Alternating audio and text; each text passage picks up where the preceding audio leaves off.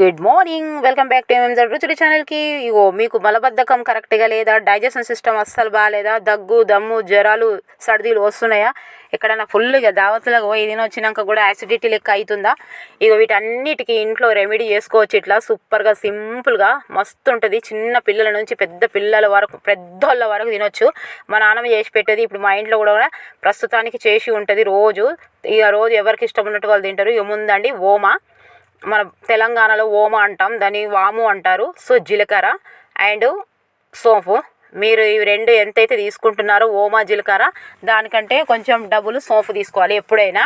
ఇందులో ఒక కలోంజీ అని కూడా వేస్తామండి, బ్లాక్ సీడ్స్. ప్రస్తుతానికైతే అవి లేవు, కలోంజీ అంటారు. సో దాంట్లో కూడా చాలా చాలా హెల్తీ అది కూడా. సో ఇదిగోండి, ఇది లో ఫ్లేమ్లో పెట్టి మాత్రమే వేయించుకోవాలి, మంచి ఎరోమా వచ్చే వరకు.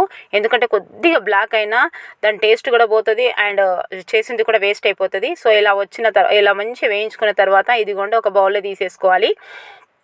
అసలు యాక్చువల్గా ఏం చేయాలంటే ఇది మిక్సీ చేసి పౌడర్ వేసుకోవాలి. ఇప్పుడు గోరువెచ్చని నీళ్ళల్లో ఒక గ్లాసులలో ఈ పౌడర్ వేసుకొని తాగితే బాగుంటుంది. ఇక అలా తాగడానికి మా ఇంట్లో చాలా ఇష్టపడరు. అందుకే నేను ఏం చేస్తాను అంటే, ఇలా కండ చక్కెర ఉంటుంది కదా, నేను ఇలా ముద్దగా ఉన్నది తీసి చూపిస్తున్నా.